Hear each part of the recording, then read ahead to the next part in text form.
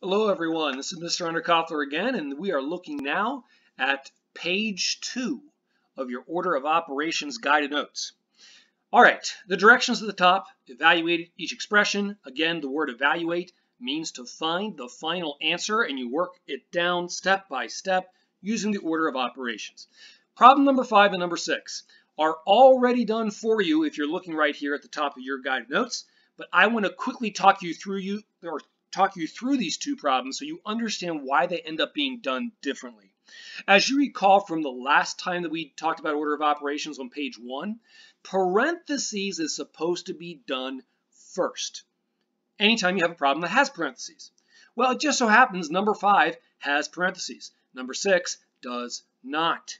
So on number 5, since the only thing inside of the parentheses is 7 times 6, and the exponent of 2 is outside of the parentheses, well then that means you do what's in the parentheses first. So that would be 7 times 6, which is 42. Now that exponent of 2 is still there, isn't it? But the parentheses are no longer there because you did everything inside. And so now we have 42 to the second power. Now, as you probably learned in 6th grade math, maybe 5th grade math, the second power does not mean taking the number times 2. It does not. It means taking the number times itself. So I'm going to omit 42 times 42. That is not something that you probably know off the top of your head. It's not something I know in my head, and I've been teaching this stuff for, 20 years or whatever. Don't call me old, not nice, but you understand. So I would do some side work, okay? And, then add up the 2 rows. You can get 1,764.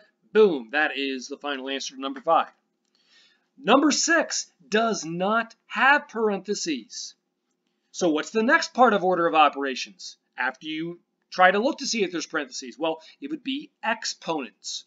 We do have an exponent on number 6. So on this problem, unlike on number 5, you have to do 6 to the second power first.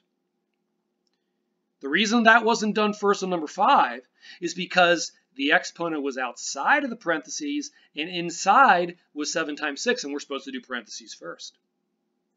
But there is no parentheses here on number 6, so we do 6 to the second power first. And that means 6 times 6, not 6 times 2, and that's why it gives you 36. Then you do 36 times 7, and if you need to do side work to figure out that's 252, like I did on the side of number 5, then of course you would totally be allowed to do side work. Notice I always put my side work off to the side of the problem, either to the left, to the right, wherever I can fit room. I don't put it in some random place on the way far side of my guided notes because I like to keep my work organized, so if I ever make a mistake I can find where I did each part of the problem. So try to keep your work organized, guys, this year. Put your side work just to the side of the problem, left or right next to the problem. Okay, problem number 7, problem number 8. I want you to do them on your own. So hit pause on the video, do those 2 problems on your own, and you know what? If you would also like to do number 9 on your own, be my guest. All right, so hit pause on the video, and when you are done with those problems, hit play so you can see how you should have done. All right, I hope you did these problems on your own already. If not, you better hit pause now because I'm about to go over them. Get your pencils ready and your erasers and check the work as I reveal it step by step. And as soon as you make an error, if you make an error, fix it right away. If you have to hit pause on the video in order to do that, fine, do what you got to do. Here we go, problem number 7. Do we have parentheses? No. Do we have exponents? Yes.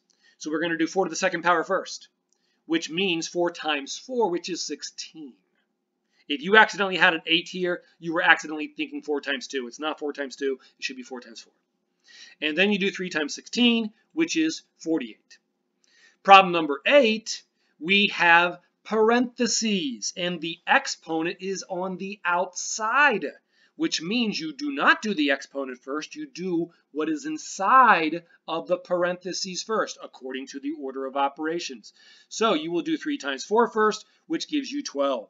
Then you will do 12 to the second power, which means 12 times 12, not 12 times 2, 12 times 12. The little 2 means how many of those 12s that you multiply to each other. And that's why it's 12 times 12, which is 144. And if you have to go off to the side to do 12 times 12, like I did on side work for number 5, that's cool. Nothing wrong with that. All right, problem number 9, which I believe is on the far right of your guided notes page. I couldn't fit it up to, on my screen, so I had to put it a little bit lower here. But please understand, your number 9 is way up on the far right. So what do we do first? Well, we look to see if there's parentheses. Are there parentheses? Yes, there are. What's inside of the parentheses? Only the 11 minus 2. So we do that first. Gives us 9. Now bring down the rest of the problem, the 100, the minus sign, the little exponent of 2. It gets brought down. What do we do next? Exponents. 9 to the second power means 9 times 9, which is 81. Now, do we have any multiplication or division? No. So now we ask, do we have addition or subtraction? Well, clearly that's the only thing left. So 100 minus 81. Now, I would probably recommend, depending how good your mental math skills are, you might have needed to go off to the side and line them up, 100 and minus 81 underneath it, and then do the borrowing, and to figure out that this gives you 19. I'm not saying you have to do side work, but if you need to do it to get it right, then great. Because guys, may I remind you, we are not using calculators in this first unit at all. So if you have a calculator out in front of you, put it away. I see you through my computer screen. Pretend I do. Put that calculator away. You should not be using it. All right, moving on. We are now going to take this a little bit higher level here. And we're going to talk about brackets. What are brackets? Well, they are used when you have parentheses inside of parentheses, because that can look really confusing. Look what I have over here in blue. Don't write this down, but look what I have here in blue. What I did is I put up here in blue number 10 without using brackets, and look how confusing it is to the right of the 9. Double parentheses? Well, that would be really weird and confusing to look at. So what mathematicians decided to do many centuries ago is that whenever you have parentheses inside of parentheses, make the outer set boxier looking. And that's what we call brackets. And so that's what we have here on number 10. So don't be flipped out by brackets. Brackets are just parentheses. The only time we use them is when we have parentheses inside of another set of parentheses. That's when the outer set will be brackets and the set that's inside will be parentheses. And I know somebody's probably thinking at home, what if you have parentheses inside of more parentheses? Well, then you just alternate between brackets and regular looking curved parentheses. I'm not going to give you a problem that complex at the pre-algebra level or math grade 7 level, but theoretically they could occur, and you might see them in your Algebra 1 course in the future. All right, moving on. Let's read along with the guided notes. Parentheses or brackets do not disappear until you've done everything inside of them. Now this might surprise you, because so far in the problems we've been doing, like number 8 and number 9 and even number 5, the parentheses were like disappearing right away. But that's because they only had one math type of operation inside, whether it was multiplication or subtraction. Take a look at number 10. Inside of the brackets, we have 3 next to parentheses and then 19 plus 9.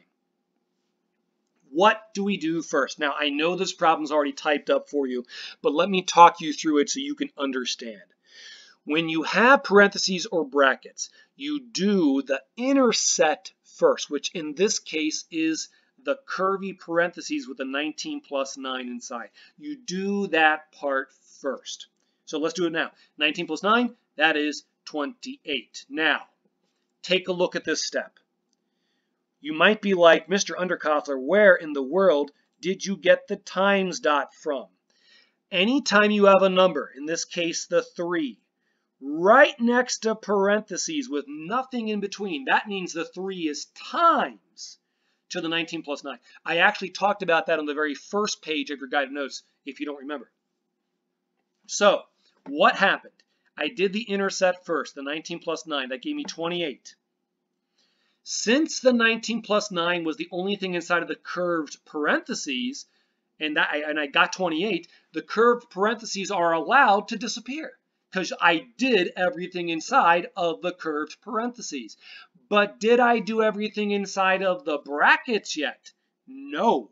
So the brackets do not disappear quite yet. When will they disappear?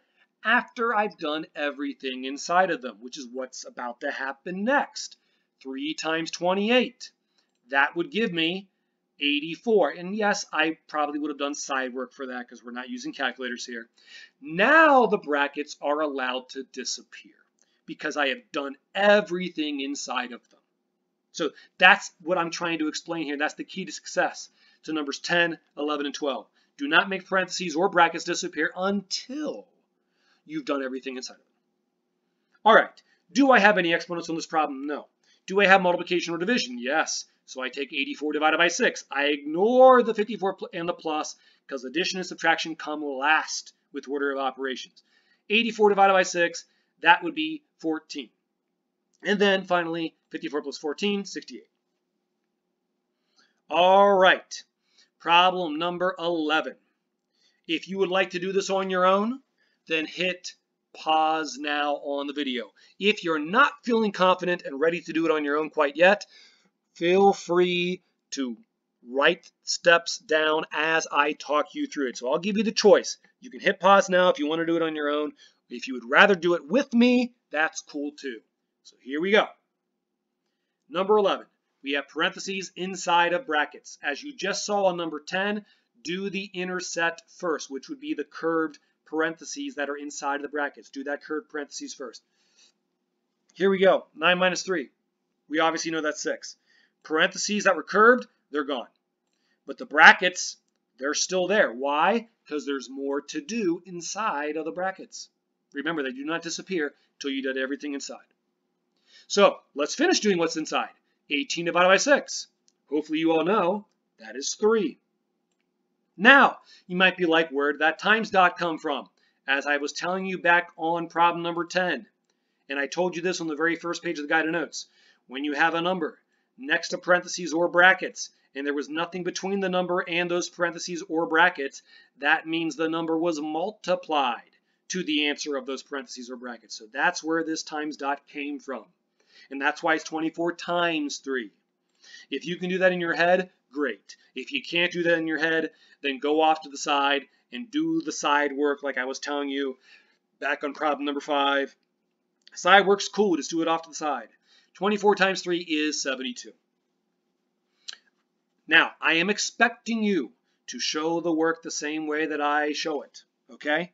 This is one of those things that you should be doing anytime you are in a middle school or high school math class. Show the work in the same way that the teacher is showing it. When there's multiple ways of showing it, the teacher will let you know that there's multiple ways of showing it, and that will be true with me throughout the school year. But guys, when it comes to evaluating expressions, following the order of operations, this is how we do it, step by step, working down. Trust me, I'm doing this so that way you won't be confused later on when problems get more complex or get algebraic. Okay, problem number 12. I want you to do this one on your own. So hit pause on the video. Do it on your own. And then hit play whenever you're ready for me to go over it. So hit pause now. Do it.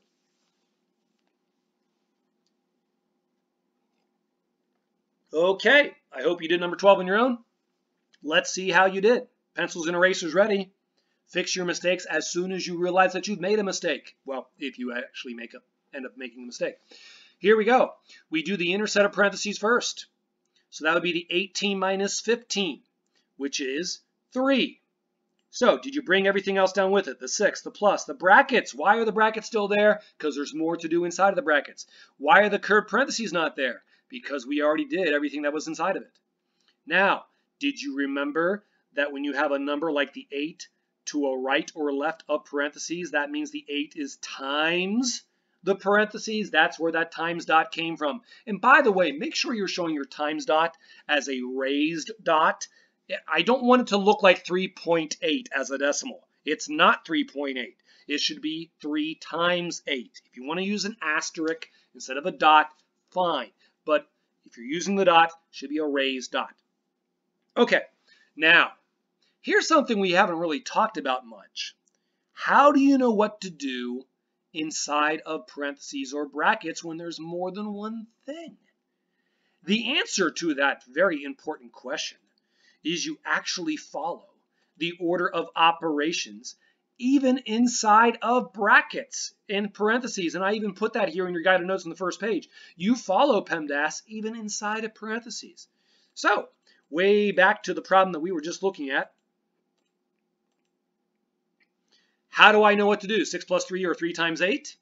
You follow the order of operations, which would say multiply before you add. So if you accidentally said that 6 plus 3 was 9 and 9 times 8 is 72, you need to fix your work right now, because you should have done 3 times 8, which is 24, because you multiply before you add according to order of operations, even inside of parentheses or brackets. Now notice, my brackets are still there. Why? Because I still haven't done everything inside. 6 plus 24, that gives me 30. Now, if you're sitting there and you're like, Mr. Underkoffler, could I have done 3 times 8 and then plus 6 all in one step of work instead of 2? Here's my answer. I don't recommend it. Why? Because they are 2 different, totally different types of steps. Remember, multiplication and division is step 3 on order of operations. Addition and subtraction is step 4. They are different types of steps. If they were the same type of step, then I probably wouldn't care if you did them, if they are 2 different, separate sections, like 2 different parts of multiplication separated by addition. You want to do both parts of multiplication at the same time? Fine. But this is not that case. This is multiplication and addition. I should see 2 separate steps. So, we all make mistakes. If you need to fix that right now, fix it. 6 plus 24 was 30. Brackets are now gone because I did everything inside. 30 divided by 3 gives you 10. And that is how number 12 works. All right, moving on. Here's something we have not talked about. It was something that I mentioned on the very first page when I was talking about the parentheses step. Number 13, we have 89 minus 14, and that is the numerator of a fraction. And in the denominator, we have 3 times 5. I apologize if this is not showing up clearly on your guided notes. That is not meant to be a decimal. That is meant to be a raised dot. So if it does not look like a raised dot on your paper, please make it look like that so you do not think it's 3.5. It's supposed to be 3 times 5. Okay, with that being said, here's what you need to know.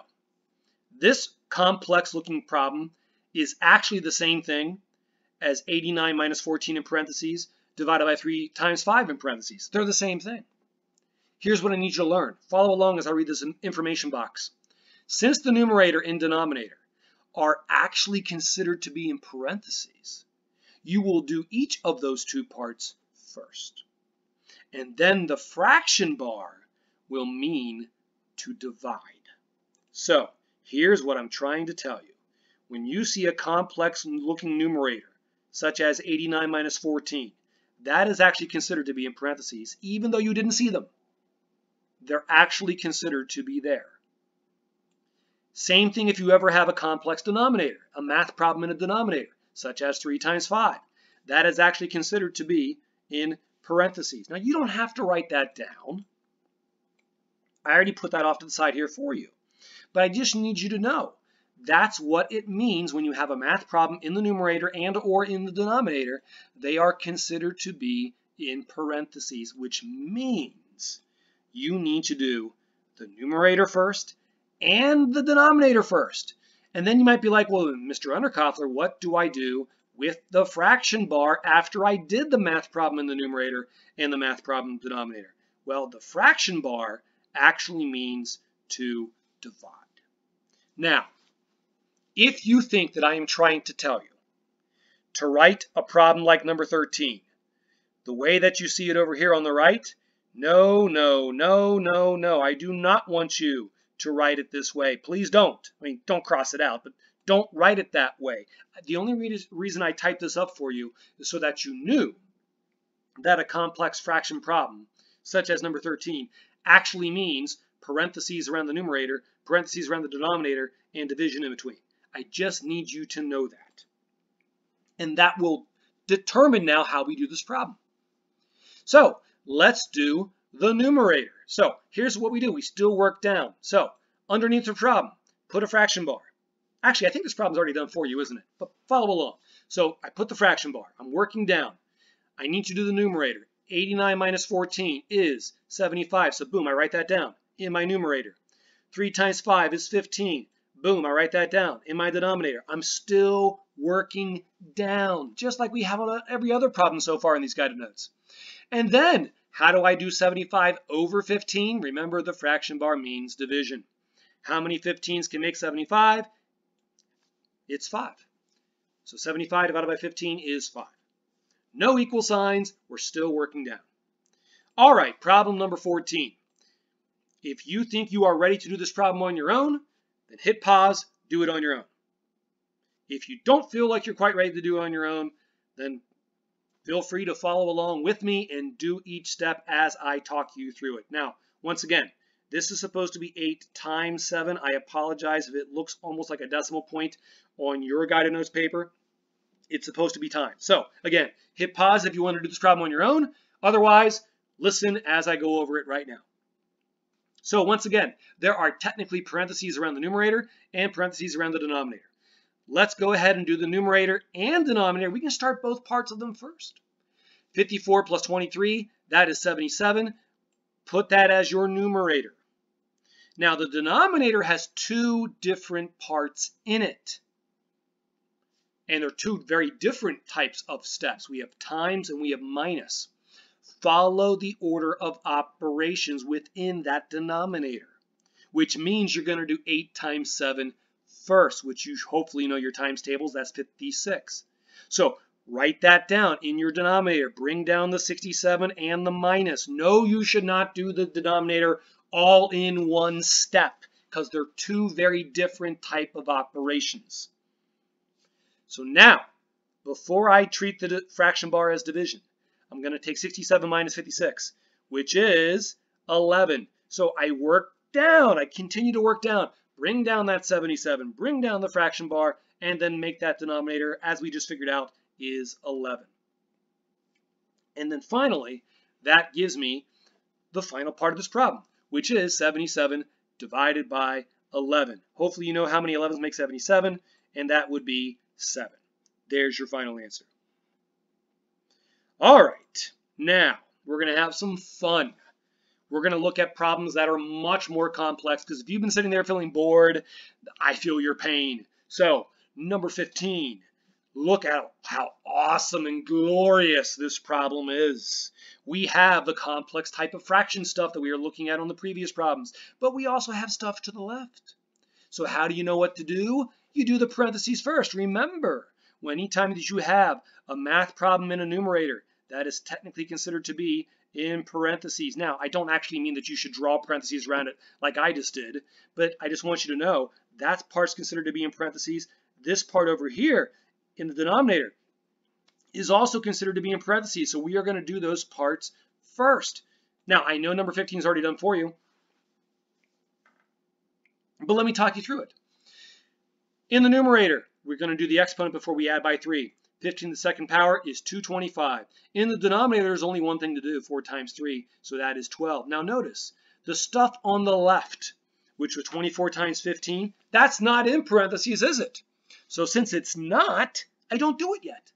I'm doing the numerator and the denominator of the fraction first because those are considered to be the parentheses. You always do the parentheses first. All right, 3 plus 225 is 228. I have now finished the parentheses section of this problem, which was the math problem in the numerator and the math problem in the denominator. Now what do I look for? Are there any exponents? And I don't mean the exponent that used to be in the parentheses in the numerator. I mean, are there any other exponents now? No. Is there any multiplication and division? Yes. We have multiplication with 24 times 15, and we have division with the 228 over 12. Remember that fraction bar means division. Now, I am totally fine with you doing the multiplication piece and the division piece at the same time. I'm not being a hypocrite. They are considered the same type of step. And notice what's in between. something very different, subtraction. So anytime that you have two multiplication pieces or two division pieces, or in this case, a multiplication piece and a division piece, and in between you have something like addition or subtraction, Mr. Underkoffler is totally cool with you doing the multiplication piece and the division piece at the same time. All right, last part, we subtract, boom, 341, and that's how you do it. All right, number 16. Time for you to hit pause in the video and do this problem on your own. So hit pause, do the problem on your own, and then hit play when you're ready to see how you did. And real quick, that is not 4.21, that is 4 times 21. All right, do this problem on your own, then hit play when you're ready to see how you did.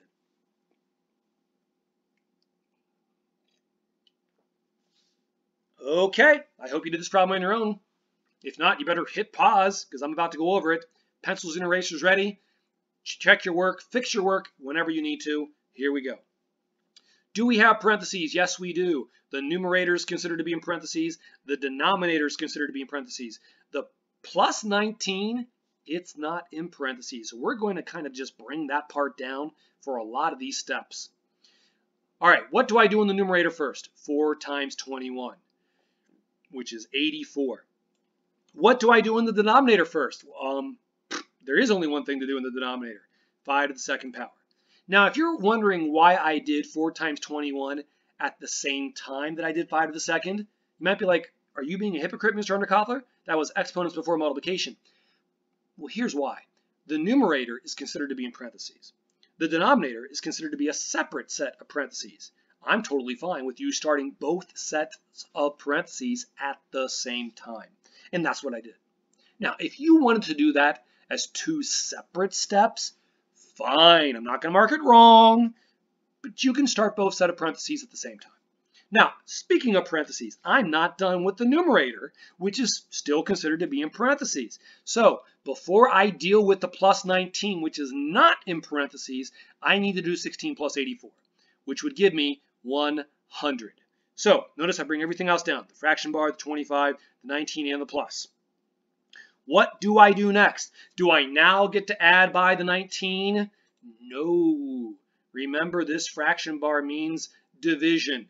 And since I finished the numerator, which was technically in parentheses, and the denominator, which was technically in parentheses, the next thing I look for is exponents, which I have none, and the next thing I look for is multiplication and division, and that fraction bar is division, which should be done before you do addition. The only time that you would ever do addition before you divide is when the addition is in parentheses, like we had in the numerator of this fraction. Okay, 100 divided by 25. Do you know your quarters? Do you remember 4 quarters make $1?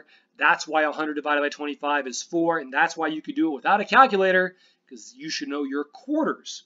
Now from here, the last thing we finally get to do is finally deal with that plus 19, which was never in the parentheses to begin with. We're finally doing it, and we get 23. And that completes the second page of your guided notes, and therefore completes this video. Thanks for watching. We'll see you next time.